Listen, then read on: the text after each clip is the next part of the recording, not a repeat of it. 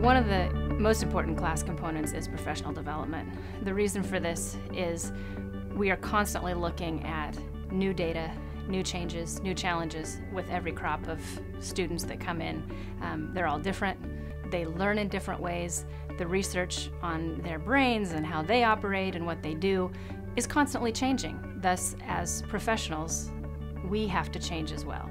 Traditional professional development has been the sit and get, the one-shot professional development. We call it drive-by professional development, where somebody comes into town, tells you some great ideas, you get really excited, you go back to your classroom and you want to implement those right away, and then the workaday world gets in the way, and it's business as usual, and you put the book on the shelf, and you go back to teaching. I think probably one of the most powerful things that we have focused on with class is collaboration, time with teachers.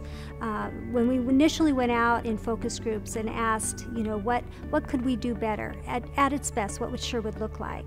And it was, please, more time to collaborate with our peers so that we can talk about our practice, we can talk about student data, and we can look at better practice, more research.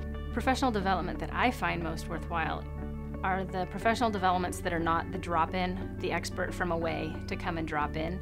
I think the ones that are more rich are the professional developments that have experts from the community, experts from our learning community to come in and share their practice, to share their craft. We have spent the last several years training up a number of teacher leaders in our district that are able to provide much of that professional development from within. Somebody that comes in and they talk to you about how to make that work in your classroom. They model it with your students. You can see that it works with your students.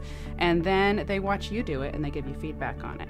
And it happens over and over again. And we know that research shows that only 5% of teachers implement new strategies with that sit and get model, whereas 85% of teachers do it with the coaching model. We encourage teachers to go outside of our district and to go to workshops or in-services, but what we have done, instead of the just typical sit and get, we ask those teachers to share with their buildings, with their teachers.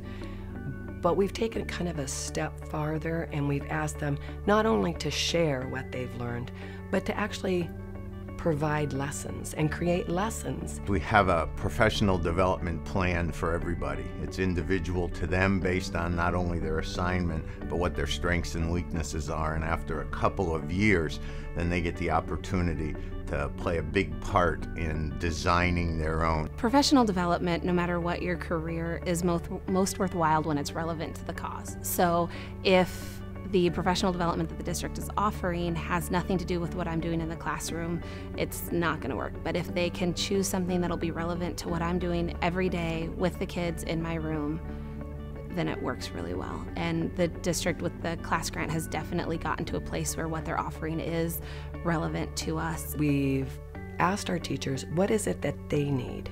What is it that they need to do the best job that they can do for their students? So what we do is we provide time and we provide pay for those teachers.